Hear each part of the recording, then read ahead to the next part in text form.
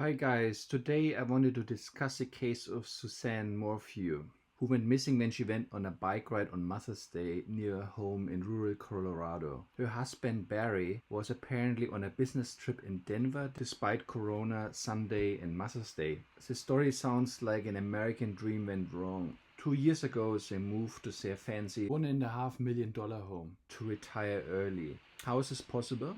Unclear. She was a teacher and then did charity work. He had a landscaping business and now works as a volunteer firefighter. They have 2 daughters. She likes to work out and he likes hunting. There's no problem with this picture. It just seems a bit too perfect. And with the corona crisis and businesses going down, fortunes disappearing, such pictures can crack and things fall apart. I'm also not saying that the husband Barry did anything. There's not a lot of information available. However, superficially, there are similarities with Scott Peterson, Keith Papini, and Chris Watts, based on the following short video Barry posted. Let's have a look at what he says and his non-verbals. Oh, Suzanne, if anyone is out there that can hear this, that has you. Let's first consider physiognomy. It's the assessment of a person's character or personality from the outer appearance and especially the face. Of course, he has these worry lines, but these are easy to imitate, they can be acted, and they are rather frozen on his face. He's also quite a beefy, muscly guy. It's certainly someone who likes working out, he likes to hunt. And I could imagine this is someone also with anger issues. It's just his demeanor, the vibe he gives out. Please, we'll do whatever it takes to bring you back. We love you, we miss you, your girls need you. No questions asked. However much they want, I will do whatever it takes to get you back.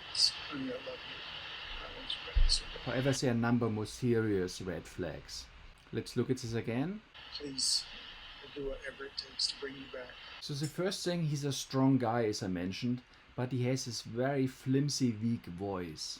There's no energy or forcefulness behind what he's saying. This could be considered as incongruency between the situation and how he might behave and what he actually does. The second thing is, there's no animation in his face. And that's often the case when there's an increased cognitive load. This can be the case when someone is lying, because it takes a lot of energy to make up a story. But of course it could also be because he's not used to taking videos and posting these. So it might be a little bit sort of stage fright. And we might also imagine that when he puts himself in the situation to take this video, that he might also get teary, but there are no tears. The next serious red flag is that he's always shaking the head non-stop. Please, we'll do whatever it takes to bring you back. So he's constantly shaking his head. So of course there might be some disbelief about his wife missing, but it's constantly going on. This is often what you see on TV when there's bad acting. How the body behaves, this is controlled by a much more ancient part of the brain, and this is really hard to fake. And of course then there's this evolutionary newer brain, the cortex, which controls, of course, speech. And this can be easily faked, the words can be faked, but the body language, which is controlled by something else, is very hard to be faked. And so he gets this incongruency between his behavior and the words. Do whatever it takes to get you back. Honey, I love you. I want you back so bad. Again, shaking his head. The last red flag, I think, is a high reward. There's a $200,000 reward in addition to a crowdfunding reward, I think around 30,000. And the question is where he gets his money from. In particular, culprits propose these very high rewards because they know they never have to pay them. So that's very suspicious. So these are the main red flags. Of course, you might also wonder why he speaks up now. Of course, he's looking for his wife, apparently.